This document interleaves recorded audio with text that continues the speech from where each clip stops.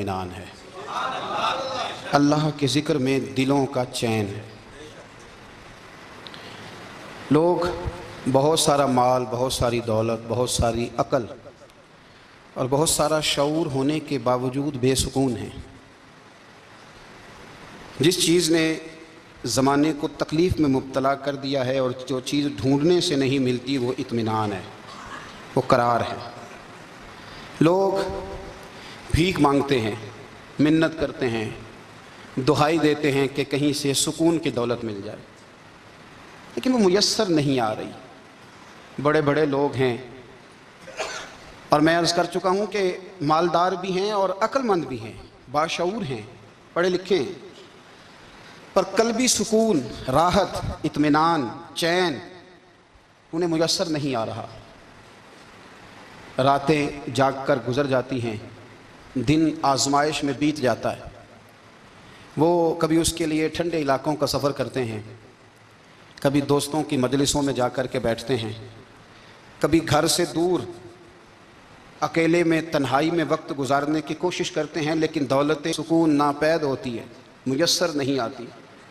अर्श का रब फरमाता है, क्यों तू भटकता फिरता है, क्यों दाएं बाएं जाता है, चुप करके मस्जिद आ जा और लोगों से बच के तन्हाई में मेरा ज़िक्र कर।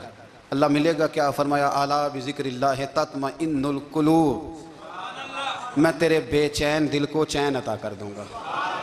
वो तेरा तड़पता और फड़कता हुआ मिजाज, उसे मैं सुकून की दौलत दूंगा। ये तुझे कहीं और नहीं मिलेगा, ये मेरी याद में मिलेगा। ये चैन, करार, सुकून तुझे यहीं मुयस्सर आएगा। इत्मीनान कल्बी ज़िंदगी का हुस्न है भाई, दौलत सुकून असल है। बड़े ठंडे कमरे में कुछ लोगों को नींद नहीं आती, और दाता साहब रहमतुल्लाह अलैह आप जाएं तो दोनों सड़कों के बीच जो फुटपाथ है ना, उस पर भी कुछ लोग सोए होते हैं। उधर से भी गाड़ियां गुजरती हैं, इधर से भी गाड़ियां गुजरती हैं, लेकिन बस नींद है ना, अल्लाह का फजल है, उसने दे दी है, आने वालों को आ गई है। इत्मीनान कल्बी, मेरा मुआशरा बेसुकून है, बेकरार है। मुझे कुछ लोग कहते हैं जी मैं आजकल बड़ा बोर हो रहा हूँ, तो मैं कहता हूँ यार हमें तो टाइम ही नहीं मिला आज तक बोर होने का, नहीं वक्त ही नहीं इतना मुयस्सर आया। कौन सा टाइम निकाले जिसमें बंदा बोर हो?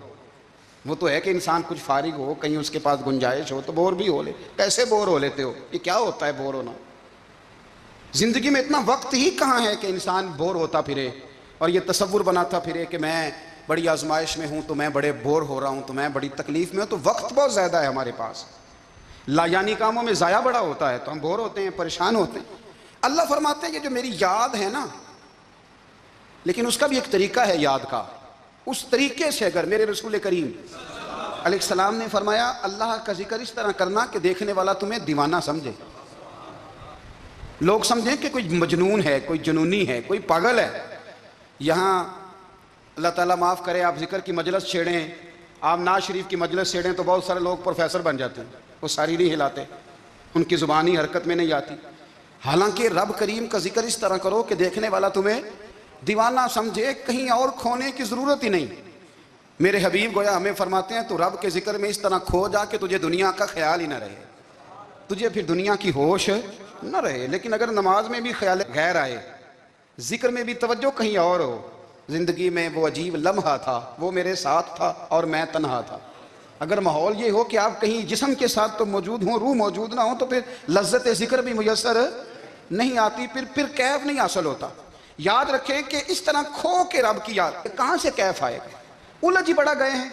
वो मस्ती, वो सुरूर, वो कैफ जो अल्लाह के ज़िक्र में होता था, जो कभी मुर्शद कामिल के सामने बैठकर लोग अल्लाह अल्लाह करते थे तो लगता ये था कि ये यहाँ है ही नहीं, ये तो कहीं और चले गए हैं, यहाँ मौजूद ही नहीं।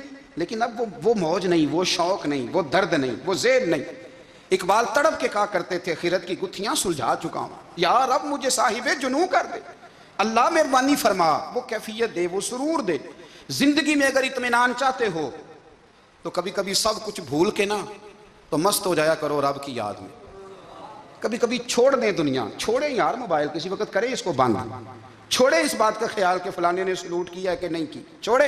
हजरत बायज़ीद बुस्तामी रहमतुल्लाह ताला अलैह फरमाते, मैंने इतिकाफ कभी अपनी मस्जिद में नहीं किया, तो ये कि सारे ही हाथ चूमने वाले, सारे ही प्यार करने वाले। फरमाते मैं जब इतिकाफ करता था तो मैं बस्ताम से दूर निकल जाता था, जहां कोई मुझे जानने वाला ना हो।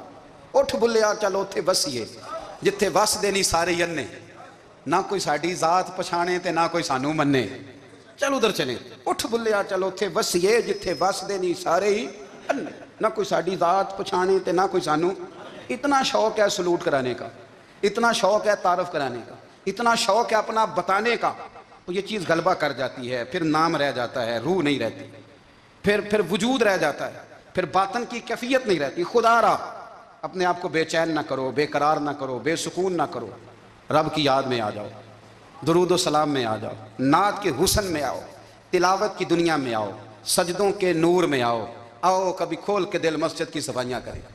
آؤ آؤ نہ کبھی کوئی بوڑھا دادی نانی دادا ان کے پاس بیٹھ کے پیر دبا کے اللہ کو راضی کریں.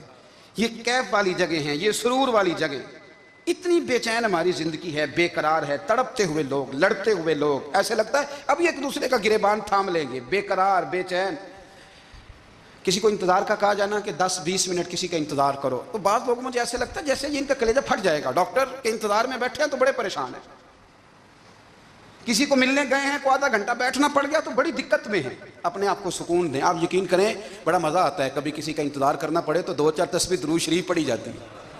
یعنی ذوق بن جاتا ہے کہ چلو اللہ نے موقع دیا ہے, کوئی سرکار کو یاد کر لیں, تنہائی مل گئی. ہمارا مزاج جس سختی کا شکار ہے وہ سختی آہستہ آہستہ ہمیں زیادہ آزمائش میں ڈال گئی. تو میرے بھائی زندگی میں اطمینان حسن ہے, اور وہ سب سے زیادہ اللہ کی یاد میں ملتا ہے. وہ سب سے زیادہ رب کریم کے ذکر میں. سب سے زیادہ جو چاہتا ہے نا دل ٹھنڈا رہے, زبان میٹھی رہے, وہ مدینے والے محبوب پہ درود و سلام پڑھا کرے, وہ حضور پہ درود و سلام پڑھا کرے. زبان میٹھی رہے گی. میرا ذاتی تجربہ ہے کہ جو آدمی اپنے اخلاق سنوارنا چاہے وہ حضور پہ درود شریف پڑھے. جو اپنے اخلاق سنوارنا چاہے, طبیعت کو ٹھنڈا رکھنا چاہے, وہ درود شریف پڑھے. اس کا دل سکون میں آئے گا. کچھ کام اور ہیں زندگی میں اطمینان کے لیے, ان کا ہونا بھی بڑا ضروری ہے. سب سے پہلے اگر آپ چاہتے ہیں نا زندگی میں سکون ہو تو حقیقتوں کا سامنا کرنا سیکھیں.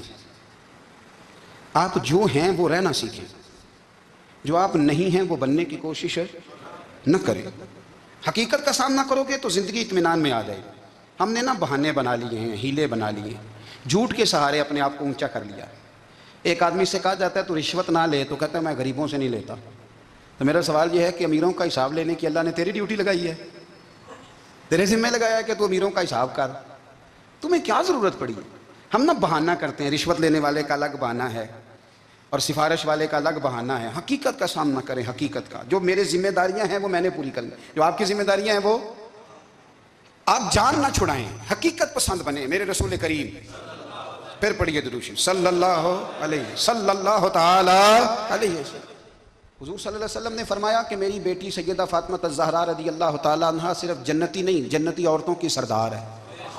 لیکن حضور نے یہ بھی فرمایا کہ فاطمہ یہ خیال رکھنا اگر اللہ نے حساب پوچھا تو حساب تم نے خود دینا ہے. حقیقت کی طرف توجہ کرائی حضور نے. وہ صرف جنتی نہیں, جنتی عورتوں کی سردار ہیں, پر حقیقت کی جانب توجہ. میں حقیقت یہ ہے کہ اگر مالک نے حساب پوچھا تو اس کی تیاری بھی کرنی ہے. دیکھیں نا ہمیں کچھ